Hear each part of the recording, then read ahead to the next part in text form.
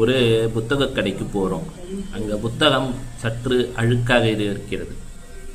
அங்கே அந்த புத்தகத்தை விற்கக்கூடியவருக்கு அந்த புத்தகத்தின் ஏதோ ஒரு மதிப்பை சொல்லுகிறார். என்னடா வந்தவன் இந்த விலையை கொடுத்து இந்த புத்தகத்தை வாங்குறானே அப்படின்னு யோசிப்பார். இது ஒரு 1/4 கிலோ இருக்கும், 1/2 கிலோ எடைக்கு இருக்கும்.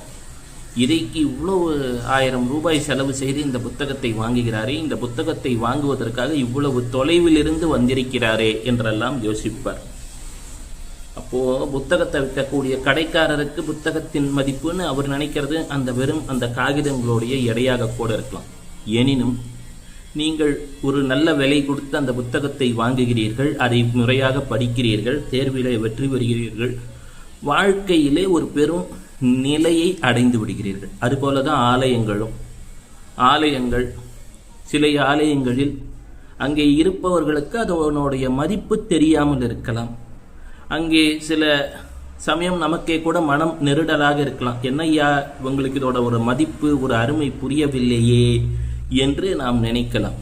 எனினும் அவர்களுக்கு அதன் மதிப்பு தெரியாததால் அதன் தன்மையிலோ அதன் அருளக்கூடிய ஆற்றலிலோ எந்த ஒரு குறைபாடும் இருக்கப் போவது கிடையாது.